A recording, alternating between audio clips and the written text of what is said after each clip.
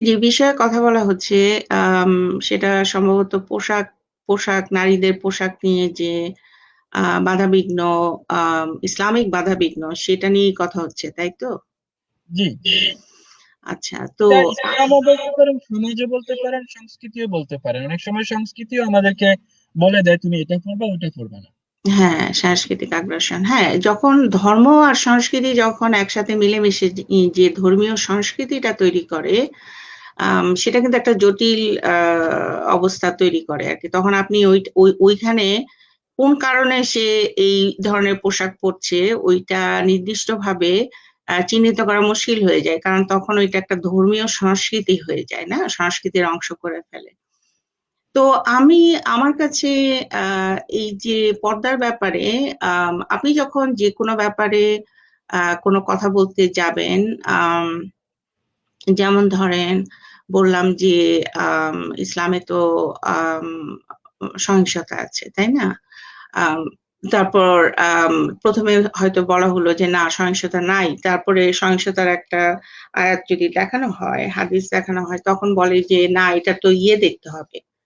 প্রেক্ষাপটটা দেখতে হবে, তাই না? এবং প্রেক্ষাপট হিসাবে যুদ্ধের একটা প্রেক্ষাপট ইত্যাদি, ইত্যাদি বলা হয়। তো এই যে পর্দার ব্যাপারটা এই ব্যাপারে আমরা যদি প্রেক্ষাপট দেখি, সেই প্রেক্ষাপটে আমরা পাই যে আম ওমর আ ওমর কিন্তু খলিফা ওমর যিনি পরবর্তীতে খলিফা হয়েছিলেন, তার কারণে ৩ টা আয়াত নাজিল হয়েছিল। উনি দাবি করেছেন। আ আমি একটা তাফসিরে একটা হাদিসে পেয়েছি এবং আ ৩ টা পরিষ্কারভাবে আর ৪র্থ হচ্ছে বদর যুদ্ধে ওই যে হত্যা করা হবে কি হবে না সেই ব্যাপারেও আ ওমরের কৃতিত্ব দিতে চায়। তো এই ৩ টা আয়াত যেটা ওমরের কারণে, ওমরের জোরাজুরিতে নাজিল হয়েছিল, তার মধ্যে পর্দা প্রথার যে আয়াত একটা, সেই আয়াতটা বলা হয়। এখন কি, কি কারণে আমার জানা মতে যে কয়েকটা কারণ আমার কাছে মনে হয়েছে, একটা হলো একজন বক্তা এখানে বলে গেছেন যে সাউদাকে দেখতে পেয়েছিলেন ওমর, তখন এসে বললেন যে, "না, এটা ঠিক না, অসম্মান করবে।" আম যারা সাহাবী বা অন্যরা দেখে ফেললে তারপরে হচ্ছে জয়নবের সাথে যখন বিয়ে হলো, তখন ওই যে লোকজন বসে থাকছে, তারা চলে যাচ্ছে না। যখন তখন মানে এই যে একটা আম আ একটা ডিসিপ্লিন আনা নবী মোহাম্মদের ওখানে যে আম আম একটা সময়ের পরে তারা চলে যাবে ইত্যাদি, ইত্যাদি। সেই সময় একটা পর্দা প্রথার একটা চাপ আসে। তারপর আয়েশার কারণে একটা চাপ আসে যে আয়েশার যে অপবাদের ব্যাপারটা হলো সেই সময়ে একটা চাপ তৈরি হয়। তো আয়েশার সাথে ওমর একদিন বসে খাচ্ছিলেন। তখন ওমরের সাথে আয়েশার আঙ্গুল ছুঁয়ে যায়, স্পর্শ করে যায়। তখনও কিন্তু ওমর বলে যে, "দেখো পর্দা থাকলে এই ঘটনাটা ঘটতো না।" তো আমার প্রশ্ন হলো যে আমরা কি কোন জায়গায় কোন সামাজিক কোন প্রেক্ষিত আমরা পাই কিনা কোরআন হাদিসে যে সামাজিক প্রেক্ষিতের কারণে এই পর্দাটা এসেছে। আমরা দেখছি যে এখানে নবী মোহাম্মদের স্ত্রীদের কারণে এবং ওমরের পরামর্শে পর্দা প্রথাটা এসেছে। যখন নবী মোহাম্মদ পথে যখন চলছিলেন তার সাহাবাদের সাথে, যখন এক নারীকে দেখে উনি বিপদে পড়ে গেলেন, উনি বাড়িতে দৌড়ে গেলেন তার স্ত্রীর সাথে সমস্যার সমাধান করলেন। তখন তো কিন্তু পর্দা আসে নাই। তখন উনি বলেন নাই কিন্তু যে, "রাস্তাঘাটে নারীদের দেখলে আমাদের তো সমস্যা হয়। সমস্যা হতে পারে। আমাদের একটা যৌন আকাঙ্খা তৈরি হবে। সুতরাং মেয়েদের পর্দা করতে হবে।" হ্যাঁ? এরকম একটা আ প্রেক্ষিতে কিন্তু পর্দাটা আসলো না। ও তখন কিন্তু পর্দাটা আসলে তখন বুঝতাম যে হ্যাঁ, রাস্তাঘাটে নারীরা চলাফেরা করলে পুরুষদের তো একটা যৌন আকাঙ্খা তৈরি হয়। তো এটা থেকে বাঁচতে হবে। কিন্তু উনি বললেন যে, "এই যে নারীরা শয়তানের বেশে আসে, হ্যাঁ? একটু সাবধানে থাকতে হবে।"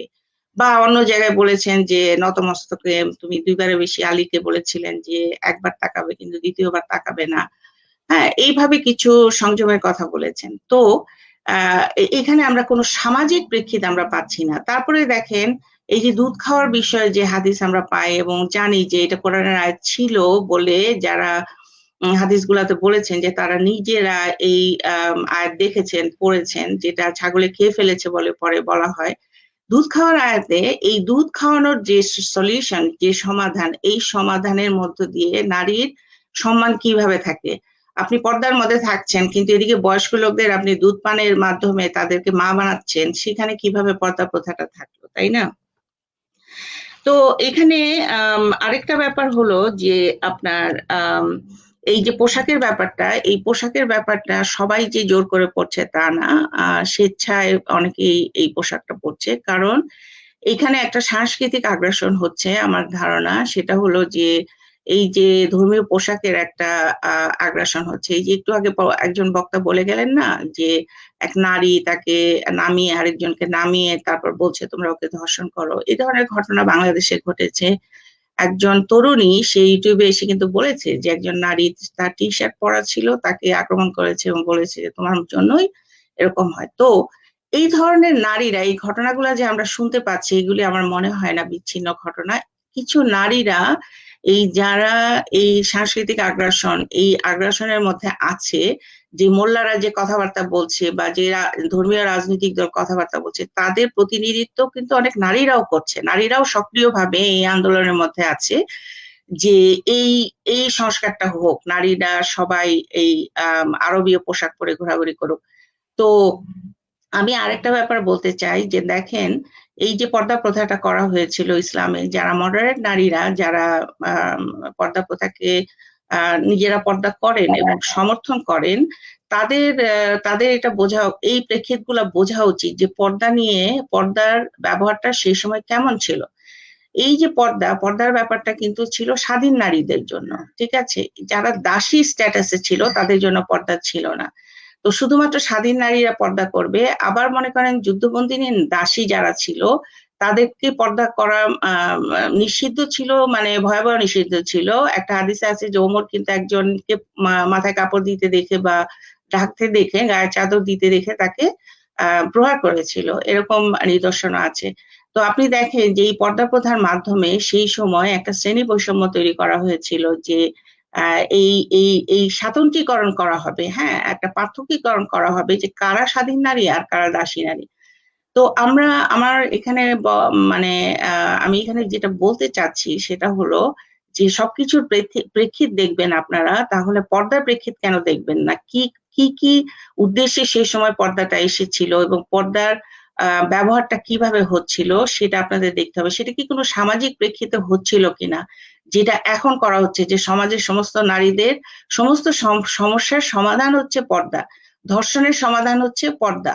এই যে এই যে এই সাংস্কৃতিক আগ্রাসনের একটা অংশ হিসাবে যে এই যে পোশাকের উপর যে একটা হামলা এসেছে, নারীদের পোশাকের উপর যে একটা হামলা এসেছে, এই হামলাটা আসলে কি ধর্ষণ প্রতিকারের জন্য, ধর্ষণের জন্য দায়ী কিনা? আসলে তো দায়ী না আমরা যদি এটার বিশ্লেষণ করি। কারণ যারা ধর্ষক তারা কোনো বয়স মানে না, তারা কোনো সৌন্দর্য মানে না, তারা, তাদের একটা ধর্ষণ করা দরকার, তাদের ধর্ষণের একটা আলাদা চাহিদা আছে, সেটা হলো exercise of power, power exercise করার একটা ব্যাপার, তাই না? তো এটাকে ব্যবহার করে এই যে পোশাকের ব্যাপারটা নিয়ে আসা হচ্ছে, এটা বুঝতে হবে কাদের, এটা বুঝতে হবে শিক্ষিত সমাজের, এটা বুঝতে হবে। কিন্তু শিক্ষিত সমাজ এটা বুঝতে পারছে না, তারা এই এই ব্যাপারে তারা মানে একসাথে সমর্থন দিয়ে যাচ্ছে, তাল মিলিয়ে যাচ্ছে। এবং শিক্ষিত নারীরা, যারা মডারেট শিক্ষিত নারীরা, তাদের কাছে অনুরোধ যে তারা কোরআন হাদিস থেকে তারা একটু জানার চেষ্টা করবেন যে এই পর্দার প্রেক্ষিতটা কি ছিল। তো যাই হোক, আমি এতটুকুই বলতে চাচ্ছি। ধন্যবাদ অবিরিফাত। আমি বের হয়ে যাচ্ছি, আপনাদের তো অনেক। আপনাকে আপনার কাছে ধন্যবাদ। প্রশ্ন, আপনি বিবেকের কি কাছে একটা প্রশ্ন করব। হ্যাঁ, করেন। মানে যেহেতু বাংলাদেশে পর্দার এত তো বিদেশে মনে করেন পর্দা ছাড়া চলতেছে, ওদের প্রতি আমাদের মনে করেন বা আকর্ষণ হয় না কেন, বা আমরা এখানে কেন দর্শন করি না, কিন্তু বাংলাদেশে এত পর্দার ভিতরে এত গণদর্শন হয় বা হয়, তো এটার প্রতিকার বা সমাধান আপনি একটু বলেন তো। কি আবার ধন্যবাদ। একটু বলেন তো প্রশ্নটা। মানে বাংলাদেশে এই যে এত পর্দা করি দেখা গেছে এর ভিতরে এত দর্শন নির্যাতন হইতেছে, হুম। কিন্তু বিদেশে কেন হইতেছে না? বিদেশে মেয়েরা তো বিশেষ করে জোয়ান থেকে বুড়ি সবাই স্মার্ট পোশাক পরেই চলে বা স্কার্ট পরেই চলে বা বিকিনি পরেই চলে, ওদের দিকে কেন আমরা তাকাই না? মানে মানে এটা কি এখানে কারণ হচ্ছে, এটা এখানেই প্রশ্নের উত্তরটা, যে পোশাক আসলে কারণ না, পোশাক কারণ না। যারা ধর্ষক তাদের জন্য পোশাক কোনো পার্থক্য তৈরি করবে না, সেটাই হচ্ছে কারণ। ঠিক আছে। আর এখানে বাংলাদেশে পোশাকের ব্যাপারটা আম, বেশি বেশি বলে যেটা করা হচ্ছে সেটা হলো, যারা ধর্ষক মনে করেন হয়তো ধর্ষণ করতো না, হয়তো করতো না, তাদেরকেও কি করা হচ্ছে, ধর্ষক বানানো হচ্ছে। কেন?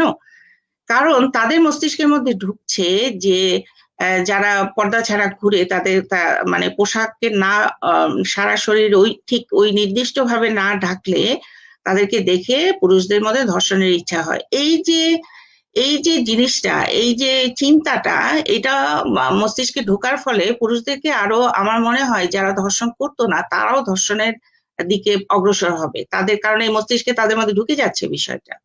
হ্যাঁ, ধন্যবাদ।